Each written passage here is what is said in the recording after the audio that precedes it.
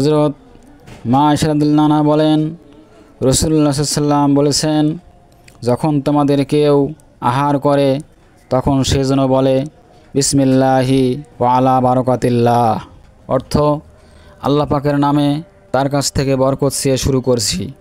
খানা খাওয়ার শুরুতে বিসমিল্লাহ বলতে ভুলিয়া গেলে স্মরণ হওয়া মাত্রই এই দোয়া পড়তে হয়, বিসমিল্লাহি আউয়ালাহু ওয়া আখিরাহু, অর্থ হচ্ছে প্রথমে ও শেষে আল্লাহর নামে আরম্ভ করছি। মুসলিম ও মিশকাত শরীফের হাদিস। খানা খাওয়ার মাঝে মাঝে বলতে হয় আলহামদুলিল্লাহ।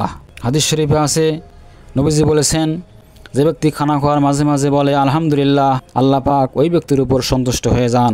খানা খাওয়ার শেষে বলতে হয় আলহামদুলিল্লাহিল্লাযী আত'আমানা ওয়া সাকানা ওয়া জাআলানা মিনাল মুসলিমিন, অর্থ হচ্ছে সমস্ত প্রশংসা সে আল্লাহর জন্য, যিনি আমাদেরকে খাওয়ালেন, পান করালেন এবং মুসলমানদের মধ্যে অন্তর্ভুক্ত করেছেন। আমরা এই দোয়াগুলো মুখস্থ করে নেই এবং এই দোয়াগুলো আমরা আমল করি।